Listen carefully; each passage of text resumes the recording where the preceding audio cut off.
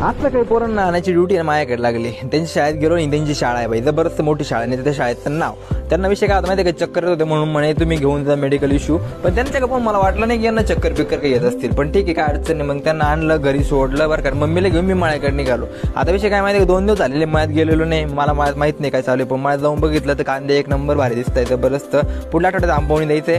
आणि ही जी काटाची तुरीची सरी नाही, याच्यामुळे ना आपल्या खालचे कांदे सायवडून जातात. मग हिला कट करायचंय. मग मम्मीने काय केलं माहिती आहे का, ती तोडायला सुरुवात केली तुरी. आणि मी आपल्या गावात निघालो, कारण की आपल्याला पण एक छोटंसं काम आहे. मग मी गावात आलो, दुकान उघडलं. दुकानातून आपलं जे लिकेजचं मटेरियल म्हणतो नाही का, नॉन रिटर्न वॉल आणि सोल्युशन ते सगळं मटेरियल घेतलं.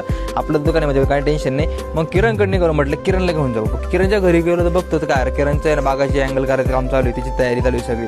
म्हटलं ठीक आहे, चल काय अडचण नाही. त्यानंतर हा किरणचा बंगला वर्किंग प्रोग्रेस आहे आणि ह्या किरणच्या वावरात हे टावर काय त्याला भाडं पण भेटतं. त्यानंतर परत मस्तपैकी गाडी घेऊन आपल्या मळ्यात गेलो. आणि बघा, या मशीनमुळे ना पुरा रस्ता पुरा ब्लॉक होऊन गेला. तर बघितलं कोणतं मशीन मला नक्की